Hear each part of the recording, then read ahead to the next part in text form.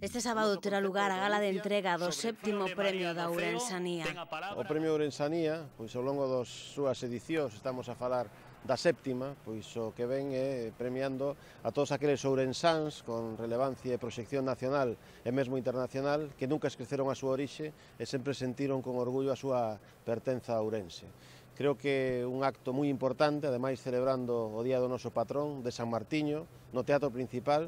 que ten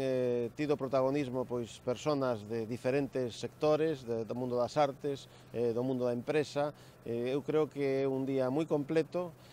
creo que é unha idea que traslada o que é a ourensanía, que é unha cuestión, un sentimento sen fronteiras, a querenza a esta terra e, en definitiva, pois creo que é unha gran aposta cultural da Deputación que sobrepasa as nosas fronteiras e que é algo moi noso, e así o entende a xente que ano tras ano pois enche ese acto e, dende logo, todo aquel que gaña o Premio Ourensanía pois nos aporta tamén un plus como provincia.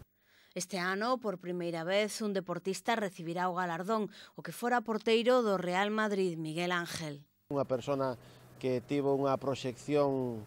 como deportista que o levou a militar dun dos grandes clubes de fútbol a nivel mundial, pero tamén na selección española, sendo titular no Mundial de Argentina en 1978, pero unha persona que non esquece Ourense, unha persona que ten aquí a súa familia, que ven cada certo tempo e sempre que pode, mesmo cando era xogador e tiña a repercusión mediática que ten, e, bueno, pois creo que é unha homenaxe merecida e creo que vai a ser un gran día para Miguel Ángel, pero tamén un magnífico día para Ourense.